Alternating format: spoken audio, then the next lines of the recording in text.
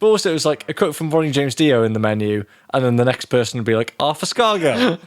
Screw you, Thatcher. I like Vindaloo.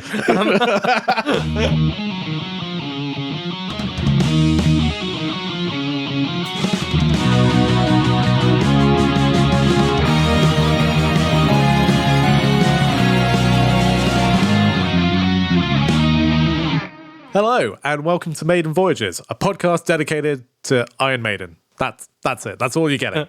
I can't be bothered to go into more depth than that.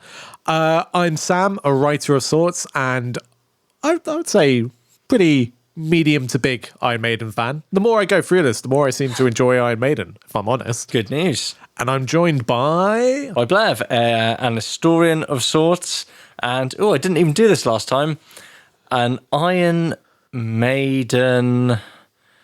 Oh dear God! How can I quantify an Iron Maiden cheerleader? I'm a cheerleader for Iron Maiden. Yeah, that's fair. That's fair. I'm always waving my pom poms. Give me an eye.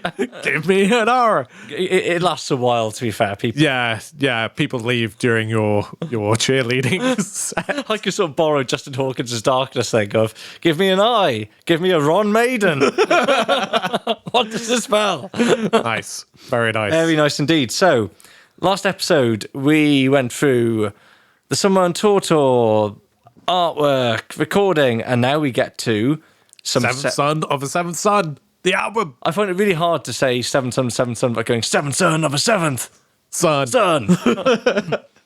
It's, yeah. So, well, let's delve. Well, no, before we delve into it, quiz. you have the second part of Be Quiz or Be Dead.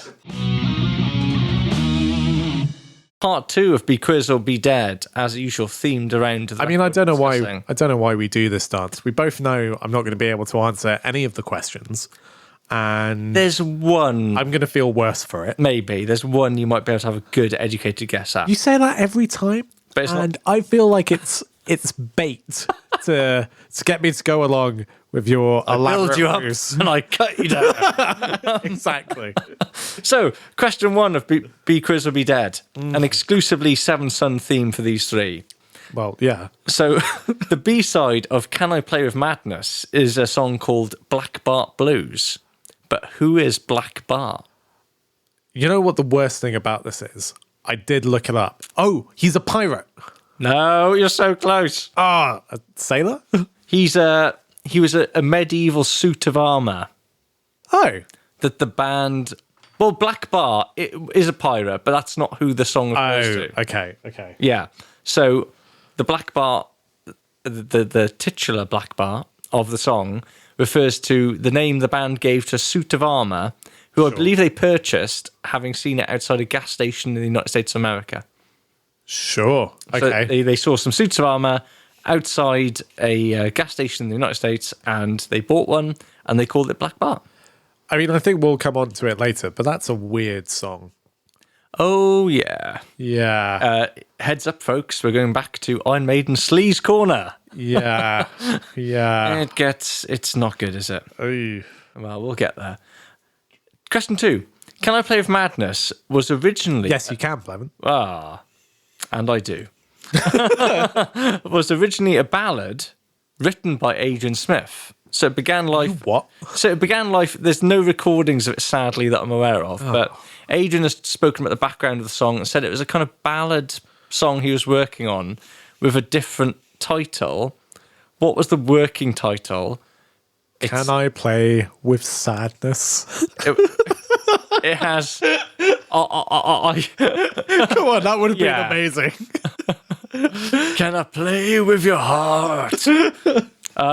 It's even better in some ways. On the Wings of Eagles.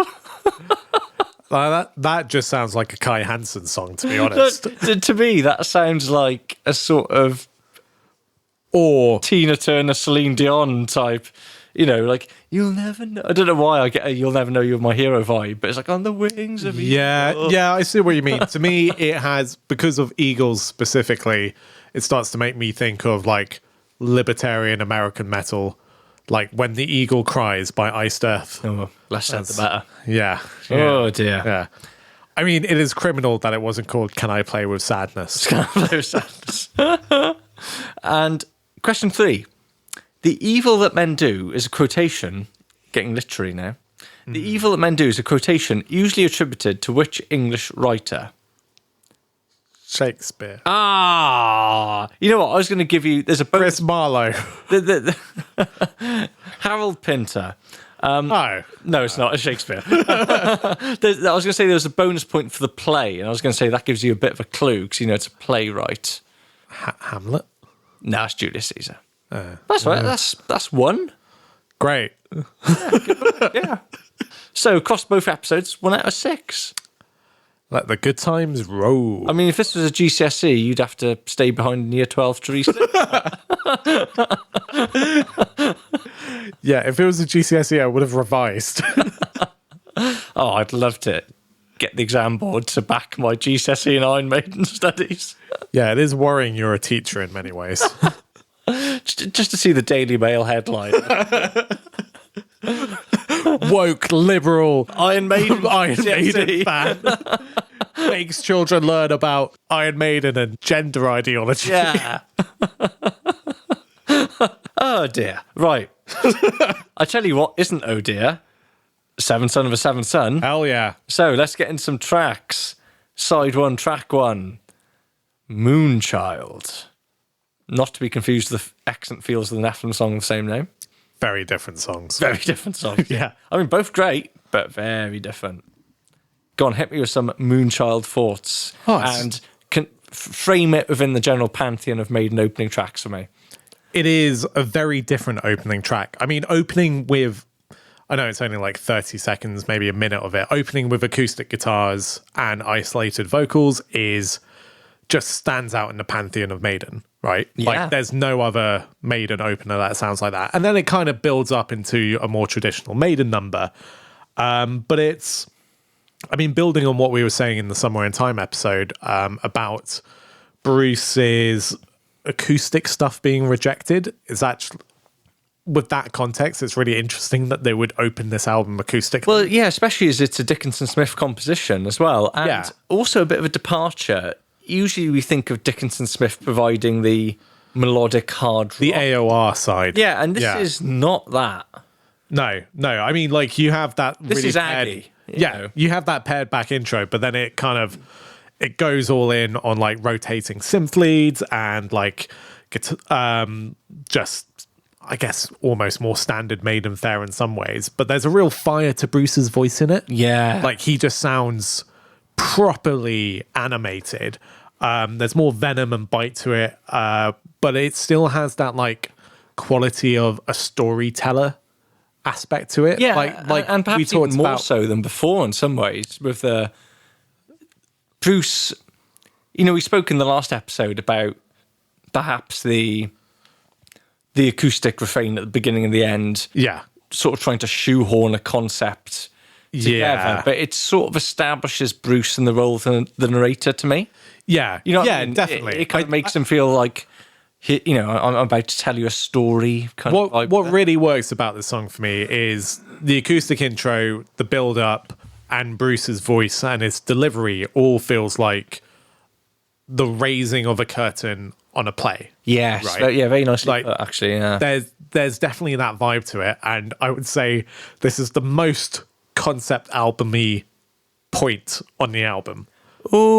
ooh, Maybe other than the title track. yeah. That's what I was But- thinking of. Yeah, But it's basically those 2 points. And then the rest of it is excellent, but not so concept led yeah, or concept feeling. that's probably fair. But yeah, I think, what an amazing opening track though. And like you said, just Yeah. that lovely sense of build and crescendo. The keyboard synths making their introduction for the first time. Yeah, and they kind of take the place of the guitar leads on a traditional Maiden track. Like the synth leads are what drives the song.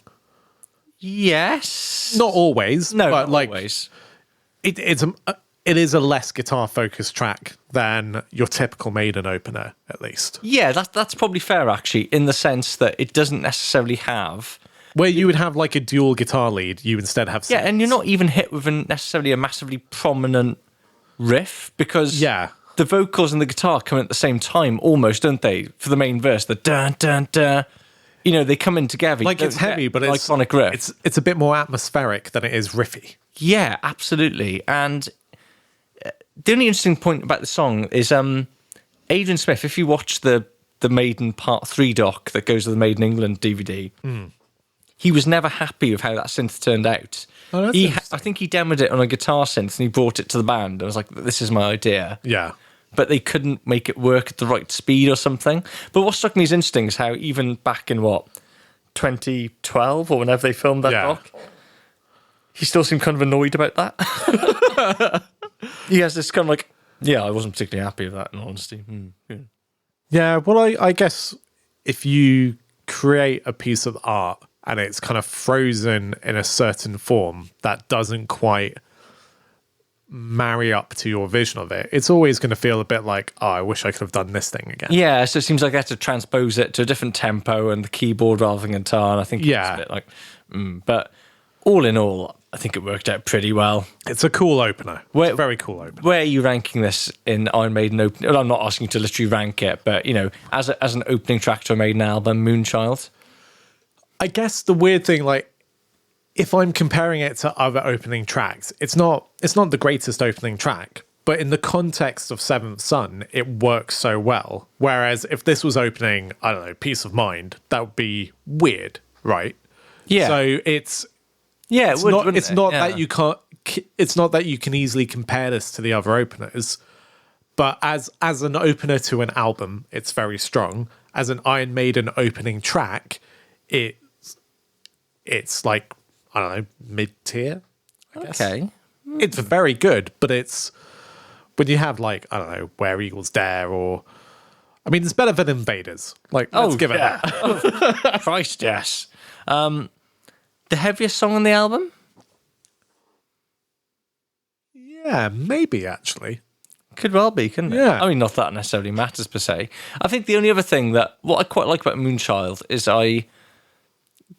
the bluesy chorus really catches you off guard, doesn't it? Yeah. It's quite ferociously heavy, kind of staccato palm muted riffing, and it's also like, hey, Yeah, like quite it's sounding, and it's quite different. almost. You know, there's, you know, it doesn't take a massive leap of the imagination to kind of imagine that as a sort of Zeppelin riff. The I see what you mean actually. Which is slightly incongruous, but again, seems to work perfectly. So, all agreed, off to a good start. Yeah, definitely. Off to a good start.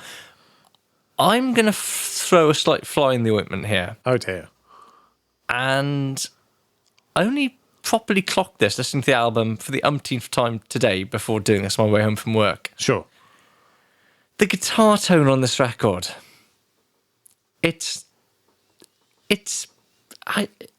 just a little bit, it lacks the bite. And this is me picking flaws in, as we'll go on to discuss, is a superb album.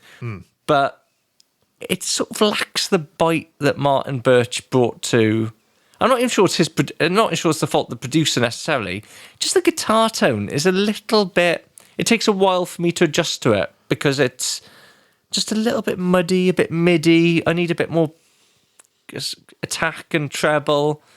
Do you know what I mean? Is that actually, weirdly, I've made quite a similar note. Okay. In my notes, again, re-listening to it recently, and it was something I've never really picked up on. No, not me. I think, especially coming off Somewhere in Time, where I was pretty, I don't know, like quite a big fan of its production and sound in general. Yeah. This, I actually have more mixed feelings about the production and sonic textures of Seventh Son than I ever remember having. Yeah, likewise. And I don't know, I guess comparing it directly to its predecessor, I actually think Somewhere in Time has much more warmth and depth to its overall sonic sound than Seventh Son does. Like I know Somewhere in Time sounds pretty dry in some ways, but there's still enough room for everything. Whereas I think the guitars sound thinner here, and then the overall higher reliance on keyboard synths also takes out some of the bottom end that you would normally have on a Maiden release. Yeah. Yeah, it's just not as Punchy. punchy. Yeah, it's not as punchy as you might expect from a Maiden record. Yeah. It still sounds great. Oh, yeah, but that's it's the thing. Yeah, when you compare it to some other Maiden releases, it's not. It's not that, for example, that biggest razor sharp sector. intro to Aces High, the dun dun dun dun, dun, you know, Yeah. where it's so muscly and kind of crisp, and it's not even the lead guitar tones. The lead guitars, I think, sound fine. No, it's the rhythm. It's the rhythm that sounds just a And bit. you used the word muscly there, and yeah, I think the issue with Seventh Son is the rhythm guitars don't have much weight or muscle No. to them. Interesting, but a song. Still great though. Oh, of course, yeah. But a song that, quite frankly, doesn't need that much muscle. Track 2, Infinite Dreams. You know what? Yeah, great song, but this is your track 2 on an album. Yeah. Like, this is immediately slowing things down after the relatively heavy beginning of Moonchild. And slowing it down on track 2 is not typically what Maiden does. I mean, I guess they did it with Children of the Damned. Yeah. But Remember Tomorrow? okay, maybe this that is just track what 2? Maiden does. Yeah, that is track 2. Yeah. But also, they slow it down initially, but wow, they build it up, right? Yeah, I mean, what I really love about the song is how it builds, it's not that it becomes like a power ballad, but it has that intensity as it gets into the chorus.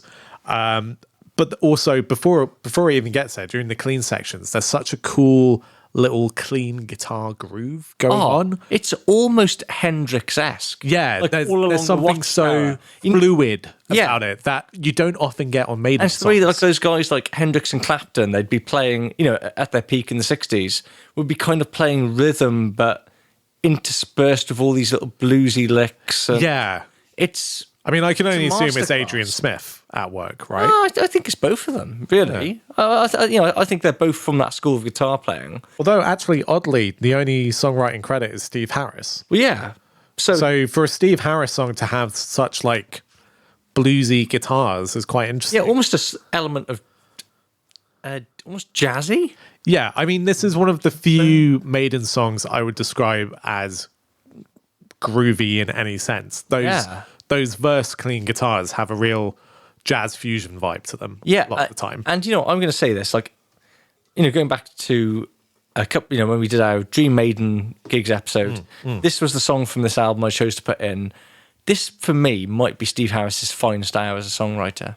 I think the versatility, the ambition, but to compress it into, about 6 minutes? Yeah. And to actually make it work as a cohesive song. If you dissect its components, I think it is a phenomenal achievement. It's really impressive that it all sticks together because, like, And just hooks. running through it in my head, Massive there's lots of distinct parts, but yeah. none of them feel out of place. They all feel neatly glued together. And yeah, like you say, each section has like a really strong hook to it. Yeah, you know, and Like actually, it's the verse, it's the chorus, whatever it is, or it's and a lot of it's an instrumental. Like, Yeah. it feels like there must be about 3 minutes in the middle of the song that are largely instrumental, but I think it's a really fantastic song. and also has the riff that is a Papa Roach are often accused of stealing for Last Resort. You know what I mean? Never realised that. Oh, the before. internet's full of people having a go at Papa Roach for stealing the Last Resort riff from Infinite Dreams. If I'm honest, there's only so many notes in the Western music lexicon. And actually, it's... I don't think Papa Roach stole it. No. I actually watched real tangent here. I watched like a short Vice documentary about the writing of that song, Oh, right. Last Resort. Genuinely very fascinating. And was the guitar player like, oh yeah, I listened to Infinite Dreams, and I thought, you know what, I was going to rip off that riff. no, so he wrote it on piano. No way. I mean, it's a pretty basic riff, isn't it? Yeah, but like there's nothing wrong with that. Smoking no. But he was just playing on piano as like a exercise, and the rest of the band were like, "Oh, what would that sound like on guitar?" And the song kind of came out of that. Oh, nice. The one thing I would say about Infinite Dreams, Real tangent. yeah, but hey, I like it. That's what we're here for, folks. Almost a perfect song for me for Iron Maiden. Like, I love Infinite Dreams. The one thing I'd say is the chorus is brilliant, Yeah. euphoric, huge, but it introduces something that what I like to think of as the Maiden stabbing chords, the da da Yeah. da da, that Steve goes on to, not quite yet, but down the track, he uses that to increasing or rapidly diminishing returns. Yeah. To the point we're going to talk about, well, the X Factor, other albums, more recent records, where it's just like this da da da da da da, and I'm going to play a power chord progression, but I'm going to eke it out. yeah. And it's like, no, Steve, you hit the home run the first time, mate. You're not going to improve on it. Yeah. It's perfect in the song. But yeah, I mean, wow, it's a 1-2 punch for me. Great. And I'm going to go straight over to you for track 3, Sam, because I feel like this is a bit of you, isn't it? Yeah. Can I play with Madness? Look, it's Maiden in... On the Wings of Eagles. Or can I play with Sadness? Sadness. It's Maiden in AOR mode again, right? It's really upbeat verses and chorus in a way that Maiden isn't usually this sort of major key focused. But then, like in that chorus, you have those amazing sort of synths and a descending guitar lead that they all just warm my heart. I love it so much. But then you just have what I remember the first time I heard it, the middle 8 section and like the weird change of tone into what feels like a more traditional Maiden song of the da-da-da-da-da-da-da. Like it's almost abrupt, but it still, and I think there's a time signature change to it as well, but it still all holds together before going back into over the top AOR chorus. Yeah. Just the whole song is it's like Iron Maiden were kind of thinking, okay, we're going to write a really commercial single, but what we're going to do is in the middle put an Iron Maiden song. And then Bruce going, listen to me, said the prophet. Yeah. It's all silly. It's great. That midsection in Can't Play with Madness actually almost reminds me of the midsection of Afterchild. The dun dun dun. Yeah. Dun, dun, Yeah. It's that like, kind of thing. It's like an old school gnarly Maiden riff in the middle of this, all singing, all dancing. The synths always remind me a bit of Rainbow in the Dark by Dio. Yeah, I can see that. Yeah, I'll be honest with you. It's not my favourite song on this album, but it's still a great song. Yeah. Play with Madness. It's just fun, isn't it? It's a bit of fun. It is a very fun song. And also, it deserves a special shout out from both of us for its music video based in the one, the only Tintin Abbey. Ah, yes. Well, I was going to... park the music video chat for when we get to the singles, because Fine. there's other things to say about the music video. But indeed, yeah, a nice bit of a local Maiden, and there isn't much in Monmouth. Well, I mean, they probably have some kind of link to Rockfield at some point. Probably, yeah. But Every band does, basically. my two favourite Wye Valley metal facts were, the Can I Play with Madness video recorded at Tintin Abbey, and the fact that Sepultura took the promo photos for Chaos AD at Chepstow Castle. Are you kidding me? No, I'm not. If you look at the Chaos AD promo photos, it is Sepultura in Chepstow Castle.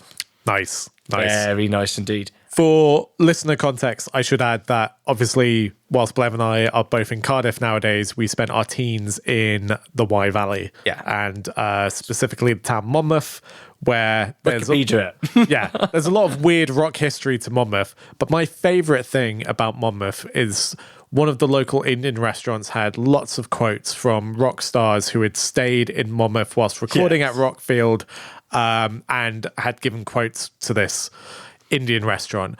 The best one being Ronnie James Dio's quote, printed on the menu for everyone to see below, like the Darkness's quotes about this mid-tier Indian restaurant. My first Indians. That's it. That's the whole quote. Not even saying it was good. Not good, not bad, just it's my first. I also liked... Which also implies that, like, how did Ronnie James Dio go so long without Indian food? Well, he's American, isn't he? It's not... Yeah, I know. It's not so prolific in But also, it's like America. a quote from Ronnie James Dio in the menu, and then the next person would be like, Arthur Scargill. Screw you, Thatcher. I like Vindaloo. Imagine that's what I said. There's definitely a Scargill quote in there somewhere. Getting us on to track 4. Yeah, Sorry, real tangents now. And the end of side one. This is what struck me listening to this just a moment come from work. You go through it quick, isn't right? it? It is incredible. So already at the end of side one, and just, why not? The evil that men do. Yeah. Phew. I mean, incredible song. There's not that much I can say about this one. It's a bona fide Maiden classic. And it's probably the most Maiden song on the album. Yeah. I would say. Yeah, that's a fair shout. It would fit right in on Peace of Mind, for instance. Like, it has that vibe to me. Yeah, with the Peace of Mind production, I think that's the thing. It's hard. Just dropping the song on Peace of Mind, it would sound a bit odd, but given a slightly more metallic edge, I guess. Yeah. Because you've still got the synths and stuff. Oh, yeah. Around in the background there to give it that distinct Seventh Son flavour. But just a great chorus and... it's just... I mean, there's a reason it's such a mainstay of the Maiden sets to this day, isn't it? It's great. Yeah. I mean, it's a staple because it's so definitive a track. I can even forgive the terrible rhyming couplet of living on a razor's edge, balancing on a ledge. Hey, metal has much worse couplets. I mean, look at War Pigs and Masses, right? Yeah, but I've got nothing with the living on a razor's edge. It's just the balancing on a ledge. It's just like it's like living on a razor's edge. Oh, that's so dramatic. Balancing on a ledge. Just like a small child standing on a little fence. I just picture my daughter and she's trying to climb up a small step, like balancing on a ledge. I just see like a teenage boy like on a curb. Exactly. But yeah, that aside. Oh, and my other another nice little point about the evil that men do is every time Maiden play it live, always keep an eye out for Steve Harris for the and the bam bam when he pulls his bass up the shoulder and he pretends he's firing it like a rifle and it's really silly, but he does it every time and it always makes me smile. Fun. That is and I'm like, yeah, I love you, Steve Harris. Okay, from the bottom of my heart. Yeah. So then you reach the end of side one. That is lightning quick. Whew, yeah, it really is, isn't it? And it's solid gold. And on to side two. Mm-hmm. Interesting, because we open with the album's epic that has traditionally always lived at the end of the album. Yeah, that's a good point. But we find it pretty much halfway through, the title track, Seventh Son of a Seventh Son. I would say we're going from the most Maiden-y song to maybe the least Maiden-y. Ooh, song. Interesting. Okay. Yeah, go on, elaborate. I don't know. I think... maybe partially it's just because of those really intense choral synths at the beginning. Yeah. Which I think have aged quite badly. You say this, those synths... I love them. Yeah, I love them. They date this record more than anything else. They do date this record, and yet I have a feeling there are a lot of teenagers in Norway who would go on symphonic black metal bands. Yeah. Who were listening to that synth sound. This is all over the night in the night side of Christ, Yeah, exactly. I'm specifically looking at you, Emperor, and dare I say Burzum even. Ixnay on the Erzenbay. Yeah. But it's true, and that kind of formed that slightly lo-fi synthetic there as well. But also the slightly...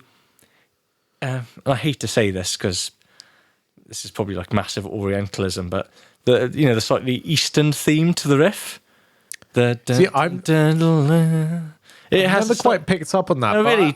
I get what you mean. And it's something Maiden would explore later, even on Book of Souls and, that slightly, all kind of westernized version, almost Kashmir type. Yeah, you know what I mean? It's very Western perspectivism approach to it. But I get what you mean. And it's part of what gives the song quite a unique tone. And I think what makes this song really interesting is it constantly shape shifts throughout its running time.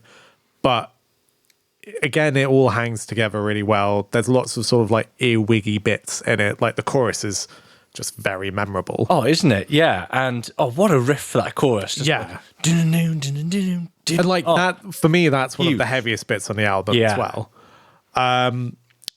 But yeah, even though I guess because it shapeshifts so much and it always feels fresh, unlike some of the other Maiden epics, it it doesn't feel like this goes on forever. Sam is speaking for himself here.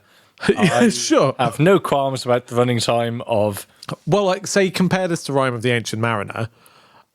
great songs. Yeah, but I think, I don't know, like, there's that spoken word bit in the middle of this song, which I think is a little Spinal Tappy. But unlike, say, Rime of the Ancient Mariner's weird spoken word bit in the middle, I think this works because there's like that mystical synth in the background, and it all feels much more in tone with the rest of the album. Like that sort of, I guess, like over the top opulence to it feels much more in place on Seventh Son. Whereas in the context of Power Slave, it kind of feels a bit like you've gone a bit off the deep end, lads. I categorically refute that last point, but Okay. I'll meet you halfway here, and I'll say that despite being shorter, just shy of 10 minutes, Seventh Son, Yeah. it is a more intricate and interesting song. Yeah, it's tighter for Yeah, sure. but also maybe even actually fits more into it. Yeah, Like yeah. Again, Nothing outstays its welcome. no, and it's incredibly engaging. You do get a sense of a journey, and this is what I put to you, Sam. Why do people not talk about this song the way they talk about Rime of the Ancient Mariner or even Alexander the Great? Mate, Because they don't. I have no idea. I don't like Rime of the Ancient Mariner very much, whereas I Wrong. really like this song. I think Yeah. this is a great song. And yet, it's for some reason it doesn't come up when people talk about It's weird. great Steve Harris epics. And this is a truly This great, is a very good epic. and honestly, this is one of Steve Harris's finest achievements to me. Yeah, I think it's excellent track. phenomenal. Yeah, and that mood. Because I was going to ask you about this, knowing your thoughts on Rime of the Ancient Mariner, which I do not share. But you seem to have limited patience for Rime of the Ancient Mariner's moody midsection. I like moody stuff, right? Like I listen to I listen to a lot of moody midsection music. I mean I listen to a fair amount of prog metal, right? Yeah. So it's not that mood and atmospherics bore me. It's that the middle of Rime of the Ancient Mariner bores me. Okay. Whereas in this context, it all feels like it's building to something, and it doesn't feel like it's stalling. And equally, my criticisms of Alexander the Great, where I feel bits of it feel a bit bolted together in a slightly clunky fashion. This feels quite smooth. Oh, yeah, doesn't Throughout. it? And the other little slight tangent I'd make about the song is if you've listened to the most recent Ghost album, which you should, because it's great. It's a very good album. Listening to the midsection of Respite on the Spitalfields, the final song of that record, massive Yeah. Seventh Son, the it's Yeah, I very, can see what you mean. like, you can see, again, for a song that's quite, I think, not a particularly celebrated Maiden track, especially, the influence of this, I can hear it in Norwegian black metal and stuff like Ghost. You can see lots of people running with the ideas that are I can seeded definitely, here. yeah, if you'd asked me before, I would have felt, I can see more links to something like Ghost. But actually, you're right, that blueprint it kind of creates for a lot of the texturing of black metal is something I never clocked before. And again, we tend to forget. We take this stuff for granted now. The idea that metal would have atmospheric synths in a way it's no way controversial. In '88, Priest weren't doing that. Yeah. This is Saxon weren't doing groundbreaking that. stuff. Yeah, it honestly is. Yeah, Metallica weren't doing that. No. Although you could say Metallica were pushing the boundaries much further In a different way. in other Yeah. directions. Yeah, Maiden in a way still pushing boundaries in '88, which is But I guess the difference is Maiden are pushing boundaries for metal whilst reaching into the past to inform it, right? Like this. Yeah. This is one of the proggier moments of the album, and stuff like those synths is a good sign of 70s prog. Yeah, right? definitely. Like that's not out of place on a King Crimson record. no, yeah, that's absolutely fair. But Whereas like Metallica are just pushing forward completely. yeah, That's the difference. and that is a fair point. But and again, interesting having that epic in the as a centerpiece, like a literal centerpiece. Yeah. Track listing wise, rather than, and I think it works really well. Yeah, definitely. Like it's a very nice, again, we in the past, nitpicking as we do, we've spoken about sequencing of tracks, I think this works perfectly. Yeah, this whole it's in thing's worked. just the right place. Yeah, it's worked absolutely great. Yeah. Now, going on to track 6, what some people might call the runt of the litter, The Prophecy. So I wouldn't go that far, but I would say it's the Neither song would I, I yeah. forget the most on the album. Like, even right now in my mind's ear, I can't quite remember how it goes. Okay. But it's not a bad song by any stretch. Every time I hear it, I enjoy it. It's just not quite as memorable as the rest of it. But it has some really cool stuff, like the vocal call and response that happens in the bridge is very cool. But with Bruce doing there's a time where he almost does it's like Lucifer's Child. Yeah, like it's a little bit Bohemian Rhapsody, Yeah. but I love it. And then the melody of the chorus is great. It all starts to feel like things are falling apart, but it just about holds together. Yes, and it's great. But almost deliberately so doing the end. Yeah. It just fades out to that very almost kind of sinister acoustic passage. Yeah. I get what you mean. It's the song that perhaps you forget, but it's the one that always most pleasantly surprises me. Yeah. Because actually, again, listening to it again today, I'm like, wow, actually, kind of every part of this is great. Like, I really love it, and I get it. You know what I think its downfall is it sort of lacks a truly standout world-beating chorus. Yeah. It's got a good chorus. It just needs a bit more of a hook in there. But at the same time, not everything can on a record. You know what I mean? Not everything No, has to and be. like in the context of a whole album, it slots in really well, and yeah, it still feels in tone with everything. It doesn't feel like a dip in quality. It's just slightly less catchy or memorable than the other tracks. And some wonderful lead guitar lines. Yeah. And even the opening riff, the dun dun dun dun dun dun. Yeah. Ah. And I think coming off the back of an epic like Seventh Son, you also just need like almost a reprieve of sorts. Yeah, A absolutely. little bit before you Yeah. get back into all the good stuff. Well, track 7, I'm going to throw it to you, Sam, because is it fair to say this is your favourite Iron Maiden song? I would say it is a contender for my favourite Iron Maiden song. Well, we're talking about track 7, The Clairvoyant. Yeah. I'm not sure if it's necessarily my favorite, but it's definitely like top 3 for me. There's a tone to this song that I don't think other Maiden songs really have. Like the harmonious sort of ringing of the guitar leads and that riff and the sort of the bright and colourful rhythm guitars all set this really upbeat scene at the beginning whilst the bass is sort of like It's very major driving key, things isn't forward. it? But yeah.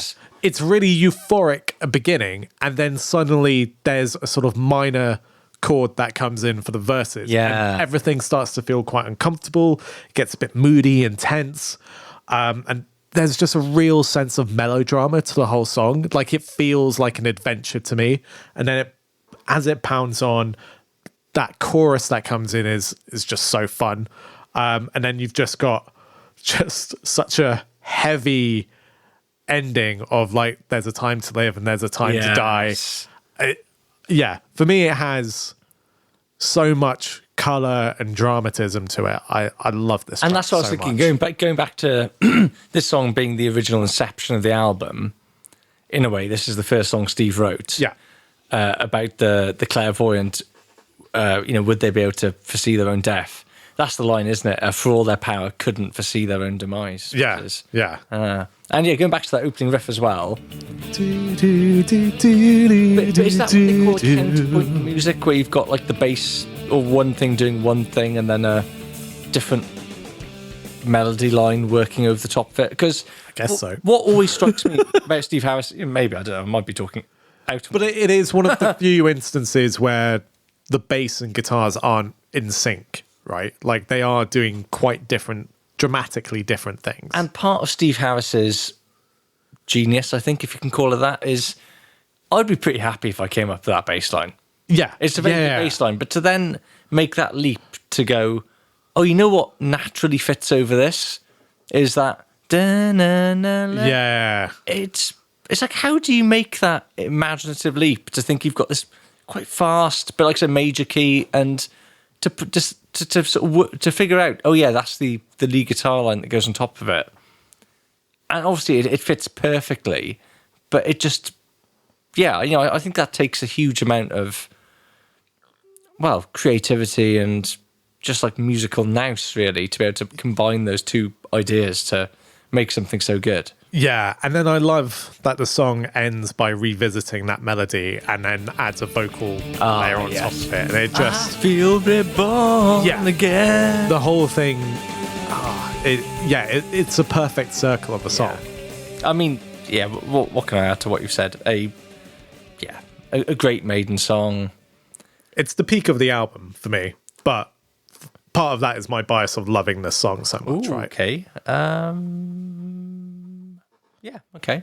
Well, hold that thought. Don't get me wrong, it is a genuinely stunning... Yeah, it's a very subjective view, right? Like, I'm not sure many people would say it's the peak for them. Because I think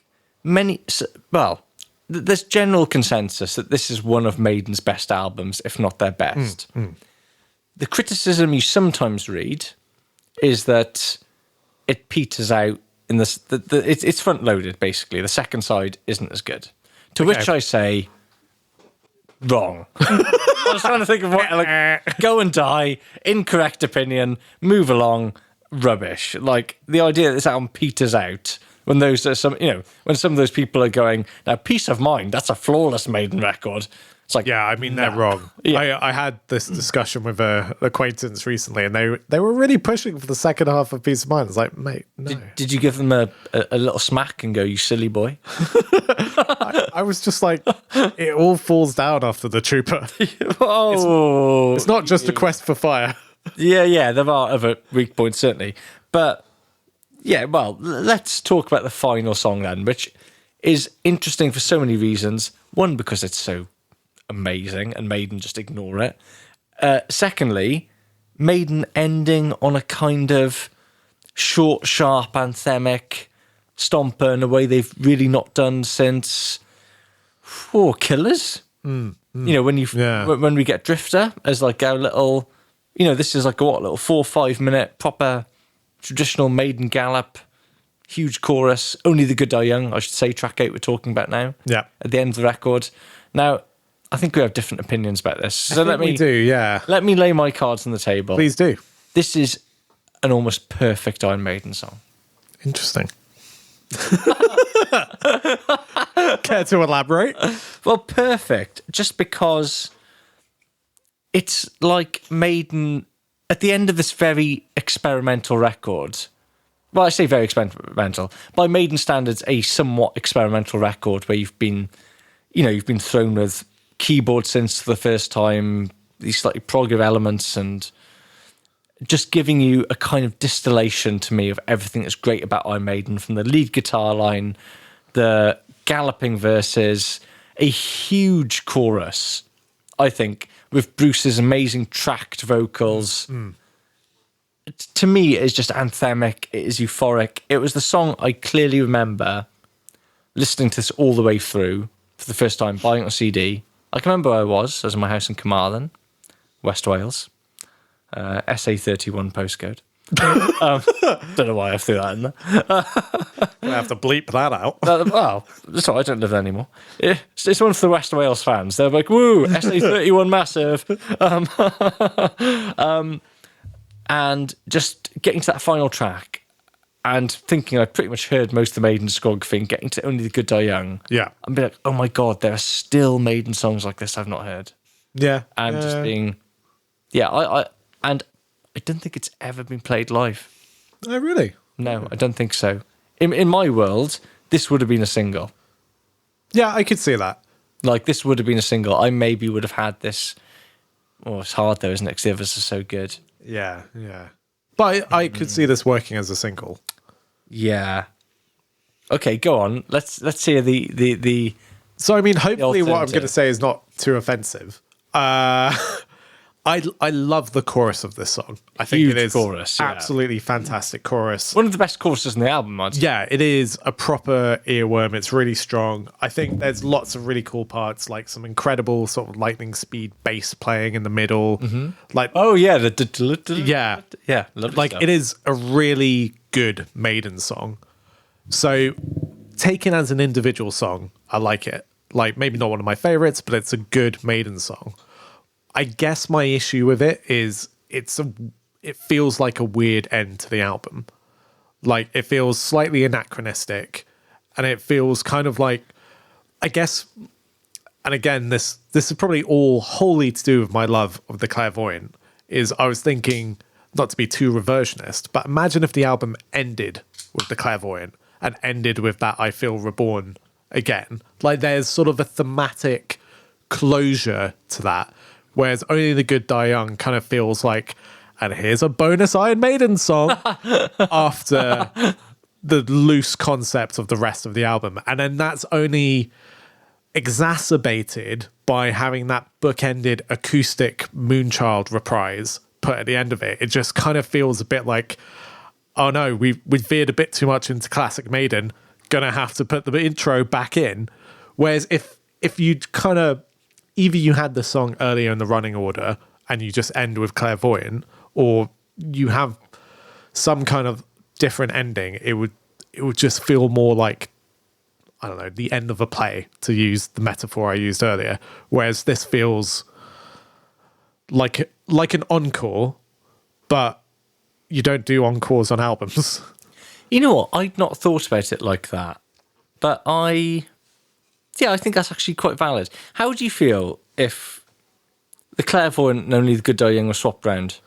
I think that would probably just about fix it, to be honest. Okay, that's interesting. And you take out the acoustic bit. Yeah, I wouldn't mind that. Yeah, I think that's as a sequence. Like, I'm talking about it purely as a standalone song. As a standalone song, very strong. As part of a quote unquote concept album, it doesn't fit where it is. And I think it's a song that's sort of Only the Good Die Young, so he's dying. I know, but it typifies how much like the concept side of this feels like an afterthought. Yes, yeah, neither of us disagree there. The concept is something of an afterthought. Yeah. This isn't Operation Mindcrime, right? Like, no, this is not someone who, not a band who have been. I mean, maybe they have been, but it feels like they haven't been poring over the running order to create this big thematic thing. It more feels like they had some loose ideas, they've put them together, and they've tried to like tie it neatly, but haven't quite succeeded. Yeah, and I wonder if that's kind of what Only the Good Die Young is the sense of like a kind of narrative ending, to like, oh yeah, but yeah, a great song for me, but good song. Yeah, When we talk about some of the other underrated album tracks, Back in the Village, we were both full of good song, a lot of love of that. Yeah. I'm a big fan of Flash of the Blade. Yeah, but for me, this kind of will trump all of the Sea of Madness. That's interesting. Yeah, no, okay. for me, this is a very top tier Maiden song, or very nearly made it into my Dream Maiden set list. Okay, I wouldn't rate it that highly, but I do think it's a good song. Interesting. But it's no Back in the Village. Oh. Oh, okay. I just have a weird soft spot for that song. I mean, it's a good song. It's Aggie. Let's move on from what has been a fantastic 8-song, under 45 minutes, just wow. Yeah. Bringing us on to the singles. So the lead single, as usual, preceding the album by about a month or so, Can I Play with Madness? Yeah, that makes total sense. Obvious first choice of lead single. Yeah. And wow, does it do well. So released on 20th of March 1988. Where do you think it peaked in the UK singles chart, Sam? Is it going to be a 1?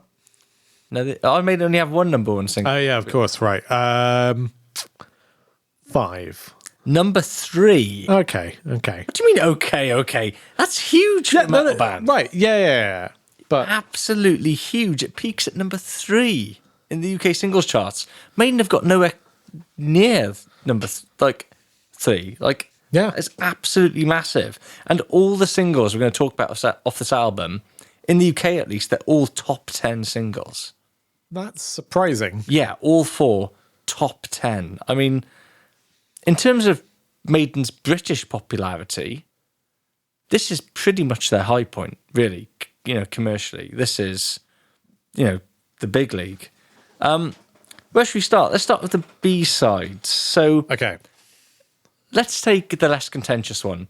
Depending what version you got, so you might have got the 12-inch, the 7-inch, etc. One of the B-sides is a cover of a Thin Lizzy song called Massacre. Oh, okay. You familiar with that song or Maiden's No. cover? Oh, it's a great song. And it's funny because Maiden rarely in interviews talk about Thin Lizzy as an influence. Yeah, but I mean, for a band, any band that has sort of dual guitar leads quite frequently, they gotta owe something to Lizzie. Oh, right? yeah. And you listen to their cover of Massacre, and it's like most Maiden covers, it's pretty straight down the line. But Yeah. it's a great song and really brings the harmonised twin lead guitars to the fore. And you think, oh, yeah, you guys, you might not mention it much, but you were listening to a fair bit of Thin Lizzy. Yeah, definitely. The other B-side is an original composition, and we're going back into Slee's Corner. We've not been here since Bruce ripped that top off that girl on the World Peace Tour. I mean, this very much 3. follows the same narrative path, I guess. Yeah, it's not great, is it? So Black Bart Blues, which musically is quite a fun, funky riff. Have you listened to it? Yeah, I've listened to it. It's quite a fun, funky riff. Lyrically is, put it this way, it's like Maiden doing Motley Crue. Yeah. Lyrically. Yeah. Like a little more jovial, Well, yeah, but almost a bit. See, what I think is, but still creepy. well, yeah, but I'll be honest. We had this chat when we spoke about 22 Acacia Avenue or Charlotte the Harlot.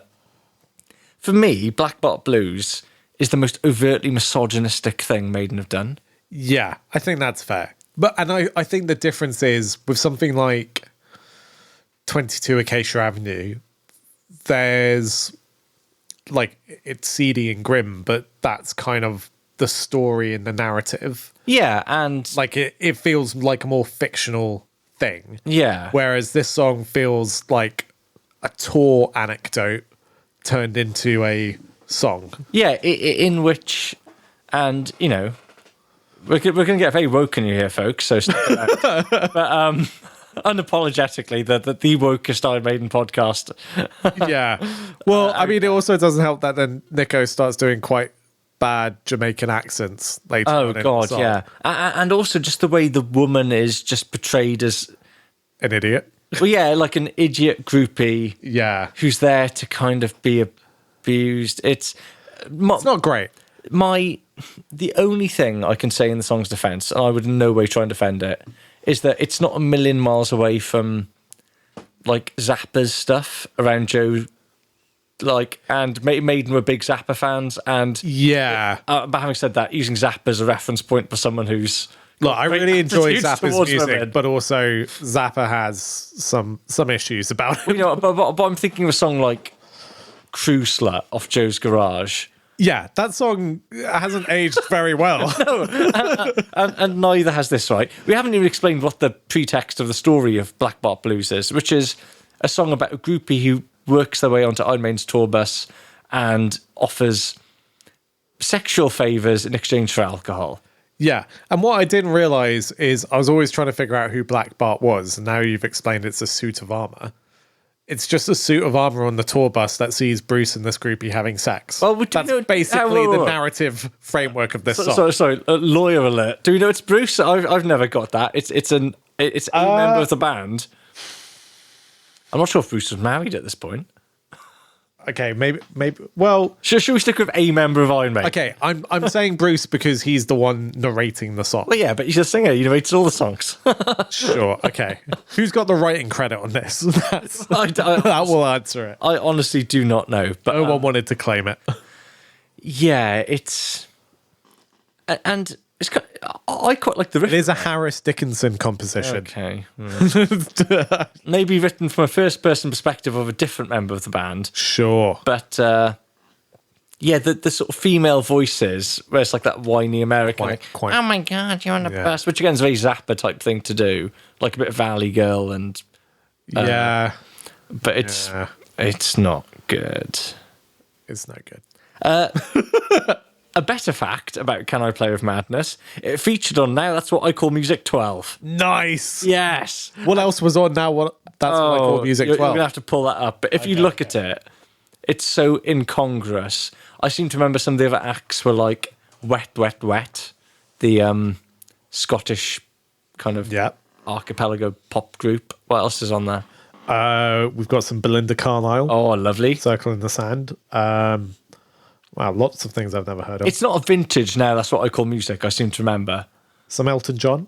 Yeah, but even then, what song is it? It's like someone never heard of. I Don't Want to Go On With You Like That, which I have never heard of. Convoluted. I don't want to go on with you like that. The 88 remix of In the Air Tonight by Phil Collins. Yeah, great.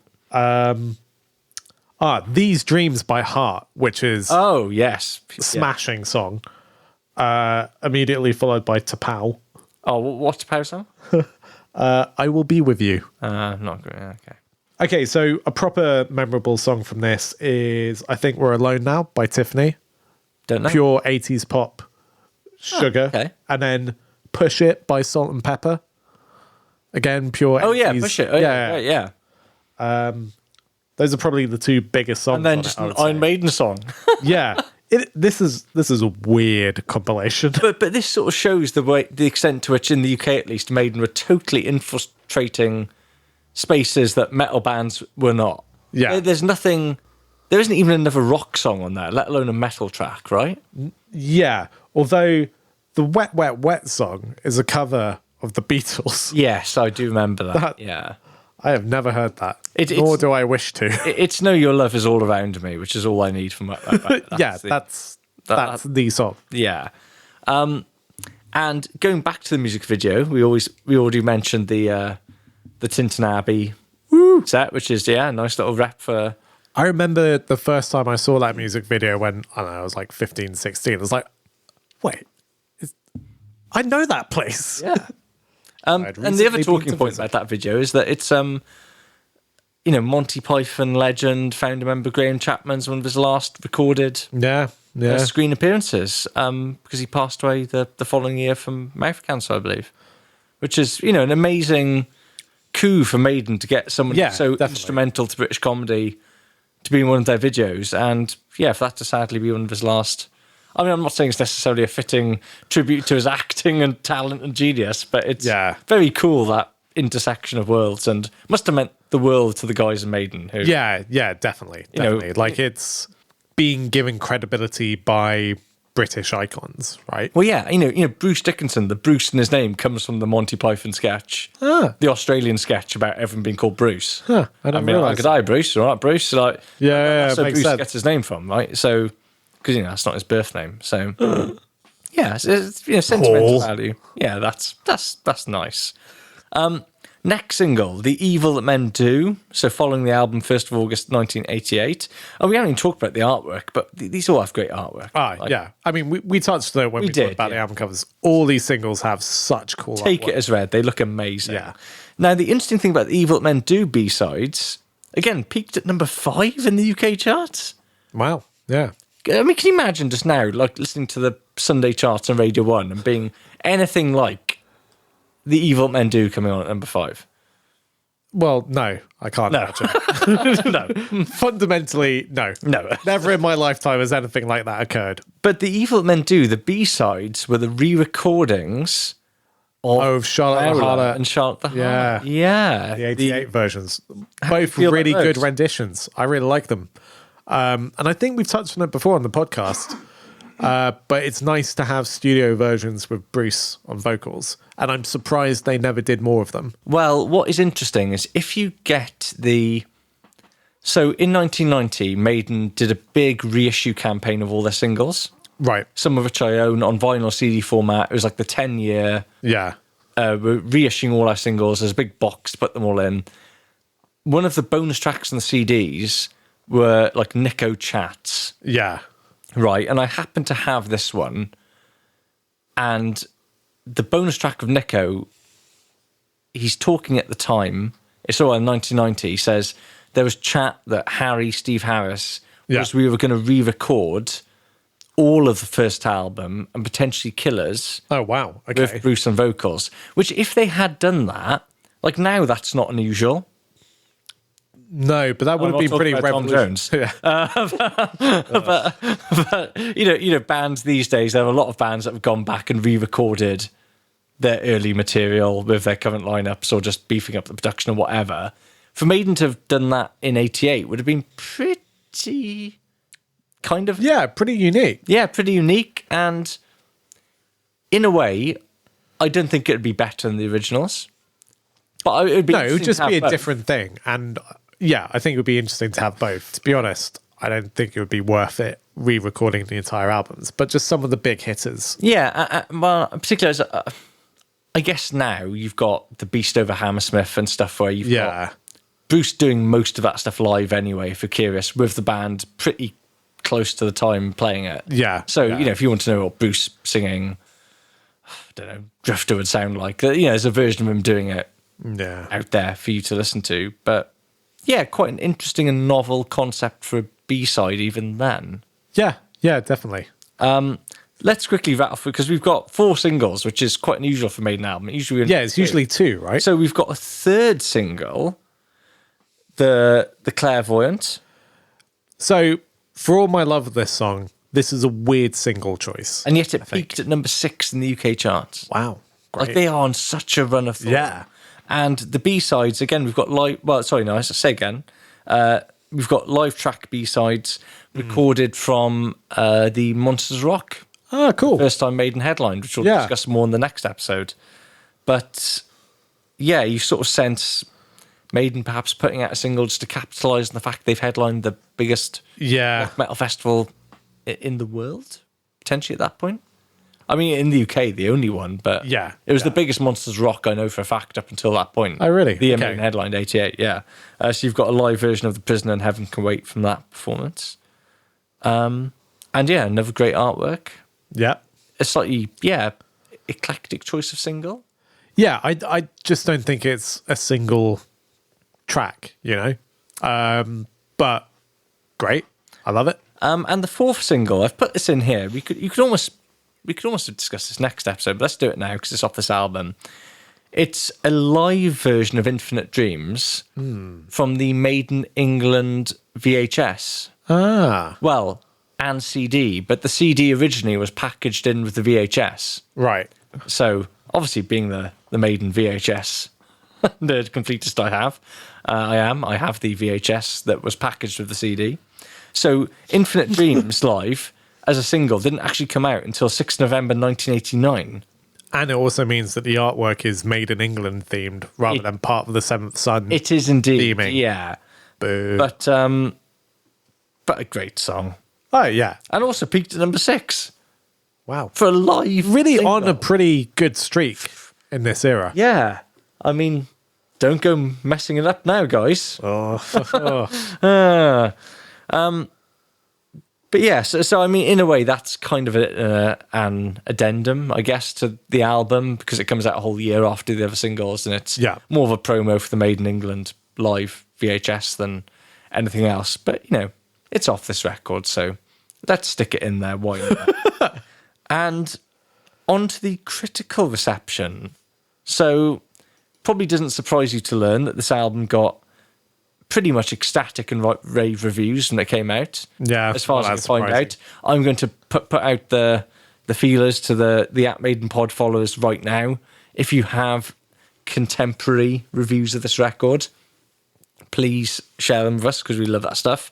But I can tell you for a fact it got 5Ks in Kerrang at the time, which probably won't surprise anyone, but they were correct. Kerrang said, "It's definitely one of those albums you want to hear from beginning to end without interruption, except for the odd cup of tea and a slice of toast." Sure. She's just the most English. We're just going to be super English about this review. And going back to our old friend, another friend of the pod, Steve Huey, who's reviewed... Oh, from All Music. From All Music. He's reviewed every album that's ever been made. All of them. All of them. Here's one for you, Sam. Yeah. Steve Huey describes this as the last great Iron Maiden album. I don't think I agree with that. No. But I don't want to provide spoilers for future episodes. I categorically disagree with that. But I can think of at least one other great album. At least. At least, okay. Neither of us are disagreeing with the great part, but saying that this is the last great Maiden album, sorry, Steve. But Steve loves it. But I think it's fair to say it's the last great of their classic era. Oh, there's a definite sense that This is sort of like like you said before, the end of an era in many ways. Yeah, it absolutely is. And sadly sort of ushers in a period of turbulence that takes about 12 years to for the solve. Course correction. Yeah. Yeah. Jeff Barton, another titan of rock journalism in the UK, has an interesting take about this record, in terms of how it's received at least. Yeah. He says that at the time, and I'd love if anyone can provide any supporting evidence of this, because I haven't seen it, but Jeff was there, so who am I to disagree with him? He says there was a definite reaction against Maiden emphasising their prog rock pretensions. Right. And Jeff says, and that one critic, who Barton doesn't name, slammed Maiden for Seventh Son and accused them of having regressed into Genesis-style prog rockers from the 70s. Well, yeah, I mean... I'd love to know who that reviewer was. I've tried digging. I can't figure it out. But if you think about the pelt of rock music, a lot of the narrative about the 70s was it became too overblown, it became too soft sounding, and then metal comes along and it's hard edged. Yeah, and, true. Yeah. Aggressive and has a drive to it that got lost in, say, Genesis or King Crimson or AOR bands as well. Hey, or Genesis Journey. are putting out banging records. Sure, yeah, but Invisible Touch. Phew. But for someone who is into rock music for its aggression and for its edginess, that is kind of being sanded off in the prog world. Well, but then we get to the interesting point. But if you're into that, you've got Metallica at this point. Sure. You've got... but there's definitely going to be an audience that's Battery. coming up with Maiden who, when hearing Seventh Son, will be like, oh, they've gone soft. I'm going to go listen to Metallica.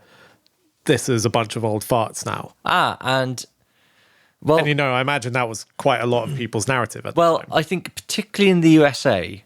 Yeah. I think England or the UK has more of an appreciation for slightly more cerebral stuff. Well, yeah, musically. I think you're right, but also I have a theory about this, which is a kind of cultural lag. And at the start of the decade, Britain was setting the pace and the tempo for metal. Yeah. And that cultural lag was with the States, right? They were a year or two behind trying to get these imports and modern bands and catching up. By 88, that's sort of reversed, and the cultural lag's in the UK, and we're almost playing catch up with what America's doing. So you don't really get the first proper British thrash metal bands until, the very late 80s or early 90s. With Sabbats and Eccentrics and... Well, I mean, Sabat's what, 87? Well, yeah, but Metallica almost onto Justice for it's still well behind. Yeah, so we're kind of behind right now, and so as a result, we have this residual appreciation for stuff like Maiden. Yeah, but the impression you get, particularly when Steve talks about Seventh Son, is that America didn't really go for it in the way that the rest of the UK and Europe seemed to. Yeah, and I don't know. Well, as per usual, we tend to look at these rankings lists. While I go through where various rock publications rank this, do you want to maybe pull up a list of metal albums that came out in 88, and we can, I don't know, sort of put Maiden in the wider context of the metal cultural sphere in 1988. But going back to our good friend Don Lawson, in his list for Louder Sound, Metal Hammer, classic rock, he ranks Seventh Son as the 4th best Maiden album of all time. Surprisingly low. That is surprisingly low. Kerrang put it at number 1. Damn straight. Correct. Stereo Gum put it at number 6. Stereo Gum. God damn you, Stereo Gum, you wily bastards. So that's bringing the critical reception to end. So let's just, hit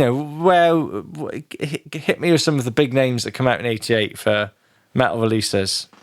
Well, so I think quite an important thing is, as you've kind of alluded to, there is a distinction between what's happening in Europe and America, right? Yeah. Because in Europe, you've got, obviously, Maiden, you've got Keepers Part 2 by Helloween. Oh, yes, please. Which, although it actually does all right in America, or at least Part 1 does, it's it is a very maiden-y kind of metal. It's The a melodic. Americans never really go for it.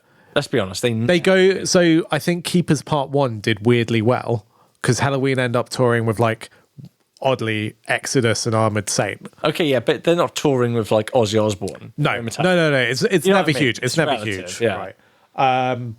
Whereas in the States, you've got, you've Anthrax are putting out State of Euphoria, which is their 4th album. Yeah, sounds about right. Yeah, maybe yeah. 5th even. So they're quite far along. You've got Slayer putting out South of Heaven. Bathory, Blood, Fire, Death. Just thinking that extreme metal theme there, kind of. Yeah. These other strands of metal pulling into increasingly And then you've still got directions. hair metal being pretty big in the States, right? And I think one of the interesting things about Maiden using synths quite a lot is in America, that probably links it more to hair metal and AOR than it does to prog. But it's not going to be poppy enough for those guys. No, Yeah. absolutely not. But it will lead to the same sort of, I don't know, like thrash heads kind of being like, well, they've sold out, Yeah. They've stopped making metal. This is not metal anymore. And without repeating a conversation we've had before, there's this risk of Maiden... We do a lot. Which we do a lot. But this risk of Maiden being stuck in the kind of middle of the road between these two competing strands. Yeah. Like in 88, Reek of Putrefaction by Carcass came out. Yeah. Right? So if you want heavy metal, there's more and more stuff. You've got some brutal stuff. If you want hooks, you've got Poison, Bon Jovi, Warrant. This is like peak glam 88. Almost, isn't it? Yeah. 89. Like LA Guns debut was out that year. And so in a way, it's kind of amazing Maiden are still holding their own. And in a way, let's give them credit. Saxon's career is already falling off a cliff by 88. Yep. Priest are sort of floundering. Priest put Ram It Down. Yeah, this which year. is a very... It's not a bad record by any means, Ram It Down, but it's kind of a bit of course correct after Turbo, but neither here nor there. Having said that, Manowar do put out Kings of Metal, which is a masterclass in terms of this is how you do traditional heavy metal. But yeah, I mean, just looking at the wiki article for metal albums that come out in 88, for the most part, I would say America is where the cutting edge is. Well, it is, isn't it? Yeah. Because you've got stuff like Forbidden's debut, you've got Leprosy by Death. Wow, yeah. Yeah. And then, yes, in the UK, you do have Carcass doing Putrefaction. Thank you. I don't know why that's a hard word to say. But then also in America, you also have like, I'm not sure I'd call this the cutting edge, but you have the Shrapnel stuff kicking off. So Marty Friedman, Jason Becker put out their debut solo albums. Ooh, nice. And Cacophonies Go Off comes out in 88. So you've got like the virtuosity side covered off as well. I think this, and then you've got like Testament putting out the New Order. I think like this is the point where metal's bleeding edge shifts to the States. Yeah, absolutely. But I think it's also the point where in the States, but by 1990, I think it's going to be almost worldwide, it's increasingly hard to just be a heavy metal band. Yeah. Because you kind of have to be one or the other. And like, even if you're trying to be a more traditional quote unquote metal band, you still have to have something different about you. Like, I guess like the most analogous thing to Maiden at this point in the US is maybe Operation Mindcrime by Queensryche. Like, there's a Maiden-y tone to a lot of Queensryche stuff, but it feels very different. And it lands very differently. And their idea of a concept album is not this sort of vague, nebulous, cerebral, surreal thing. It is, here's a dystopian society, and it turns out capitalism's the enemy all along. Yeah, and I hate to say this, but it's edgy. It's a more grown-up record, Operation Mindcrime, isn't it? Which, considering how silly it is a lot of the time, is a big statement. It is a more grown-up record, and even then, that doesn't stop Queensryche having an absolutely torrid 1990s. Yeah. Oh, yeah. So it's not even enough to save them, and they go on to put out another really big record after that as well. So, the charts, specifically the UK album charts, where does Seventh Son of a Seventh Son land? Number 3. Number one. Oh, nice. A number one album. Their second number one. Cool. With the Beast. Great. Good for them. Yeah, good effort. And another favourite game of mine. What else was in the top 10 that week? I never know. 1988. Just tell me. Big names.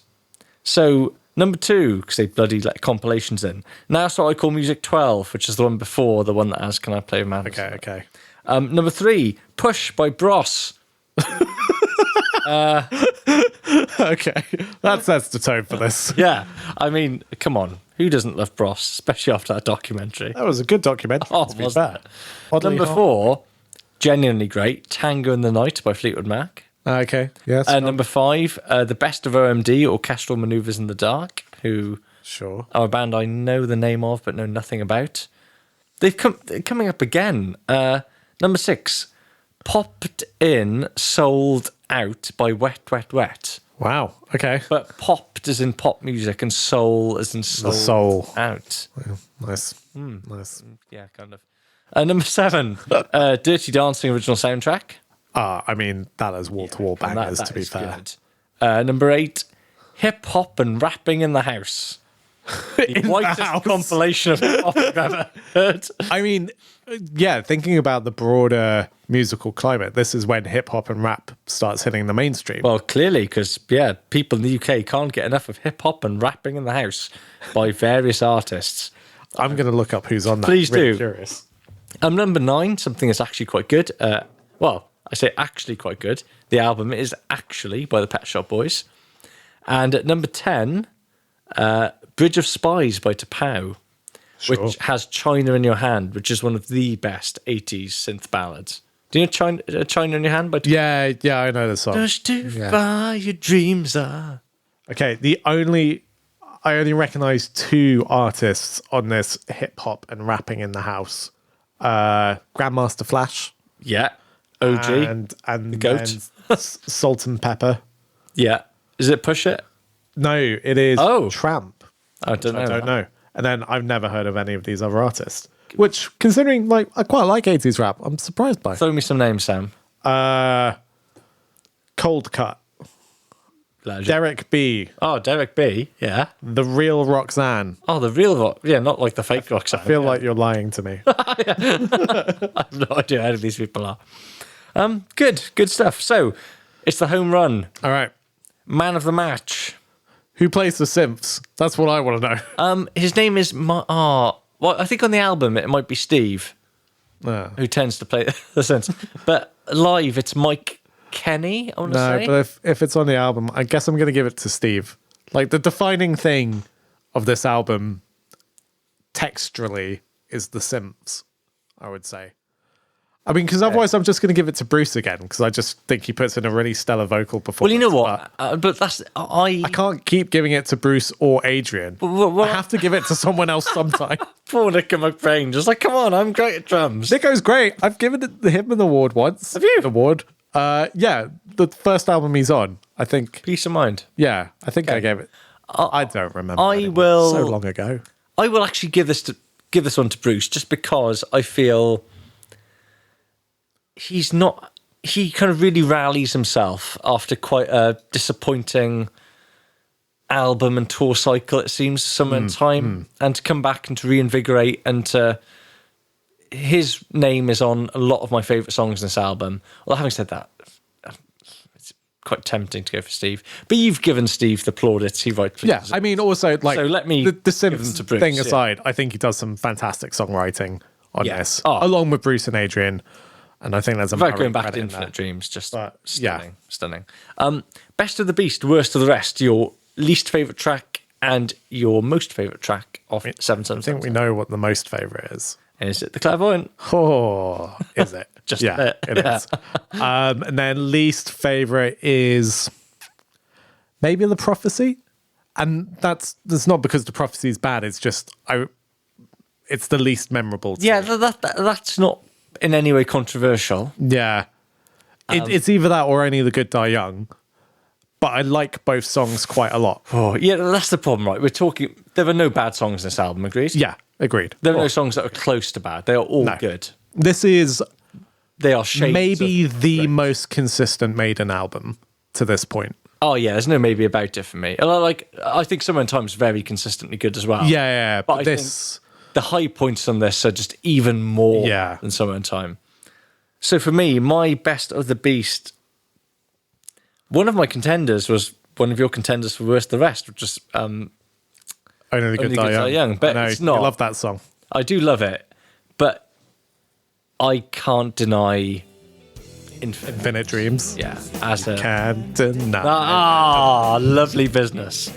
And just when you think it's been a long record, there's nothing left to give, and Sam's coming out with gold like that. It's lovely to see. But no, Infinite Dreams is... It's supposed to be a great song. I think it's really impressive. Yeah. Songwriting, I think it's genuinely really impressive.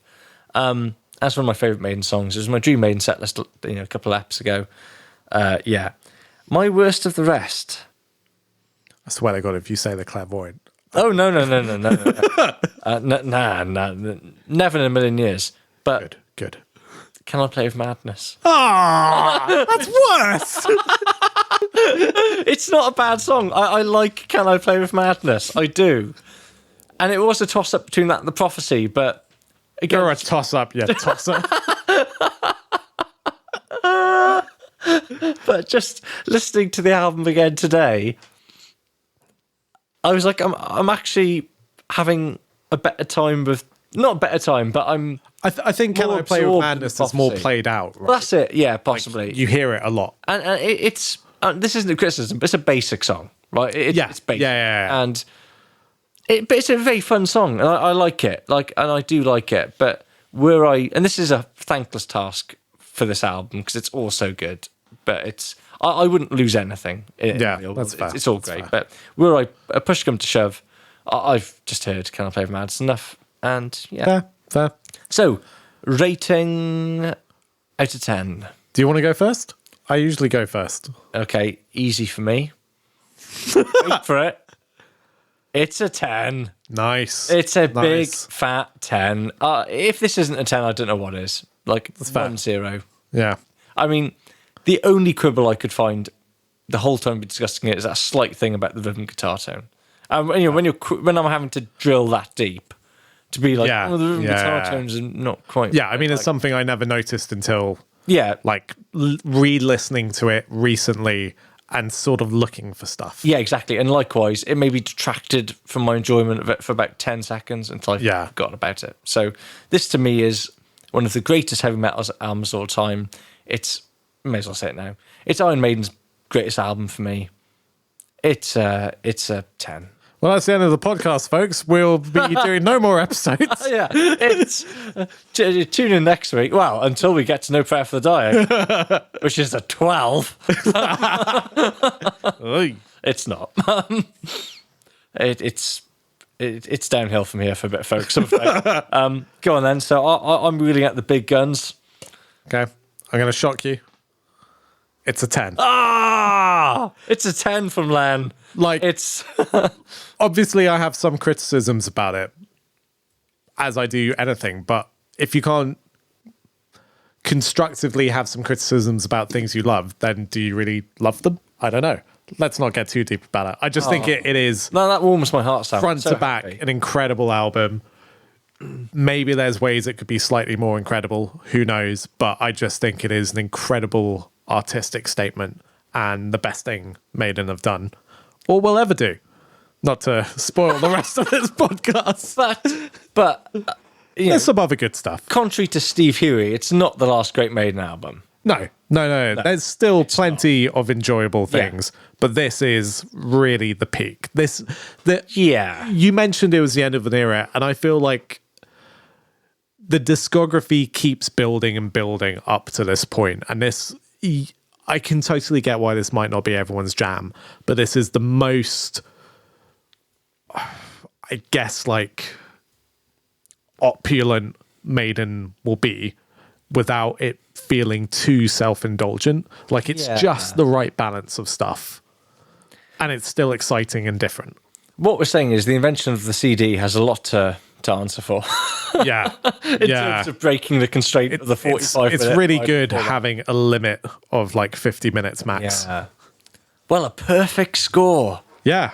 Wow. It's also the first time it's the second time you and I have given the same score. The only other time being Peace of Mind, which we both gave 8. Wow. So, okay. So immediately this is bumped up to the top of the leaderboard. Yes. Yeah. Are we able to give a live rundown? Based on our averages. Yeah. If I can do my maths properly. So at the bottom, coming in at, how many albums have we done? Coming in at number 7 with a average ranking between us of 7 is Killers. Okay. Then coming in at 6 with an 8 is Peace of Mind. These are high scores, though, aren't they? Yeah. This speaks to the quality of the 80s. Like, yes, although you bump up the average quite a bit at points. Damn straight. Then, So, sorry, Peace of Mind's the second from bottom. yeah. Wow. Yeah. Okay, I mean, I'm partly responsible for that, but yeah. So then ranking in at number 5 is Iron Maiden with an average of 8.25. That is a travesty, but go on. Ranking in at number 4 is Somewhere in Time, that I've written as Caught Somewhere in Time because it keeps confusing me, with an average of 8.75. Okay. Then Power Slave is next, 8.8. Number of the Beast, 9.25. And then Seventh Son. Okay, I've not got much to argue about there. That's kind of... Yeah. I mean, yeah, on my ranking, Somewhere in Time is above Power Slave. But, I mean, I think what I'm really getting from our average scores is between the two of us, we're just a very generic Iron Maiden fan. Well, we saw the, Dom Lawson putting Seventh Son at number 4, Sterling at number 6. Maybe not. I don't know. Maybe. Which is a perfect opportunity for me to say to the good folk on Twitter, and if you're not on Twitter, what are you doing for your life? Talking to real people? Get online. That's where the fun's at. It's at Maiden Pod on Twitter. Did you prepare that? No. Terrible spoken bit. Your real relationships of people in the actual world? Boring. Come talk to us about Iron Maiden. Show us your paraphernalia. Interact with strangers about Iron Maiden. Look into the digital void. But seriously, we love Forsake your friends and family. So please, yeah. Obviously, we welcome all your Maiden anecdotes, trivia, swag. Love a bit of hashtag Maiden swag. Yeah. Yeah. Just get in touch. We're very lonely. Yeah, and do you agree with the rankings that we've got so far? Your thoughts on Seventh Son? Because I always just presumed that it was a common sense opinion that Seventh Son's the best Maiden album. But apparently not. Apparently not. Our cards on the table now. We've said it's our favourite Maiden album. What is your favourite Maiden album? Yes. I have nothing else to add to this at this Feels like point. a Partridge style phone then. So, what's your favourite Iron Maiden album? Yeah. Well, I think on that note, bye. It's goodbye from him. And it's goodbye from him. Ta-ra. See you next time.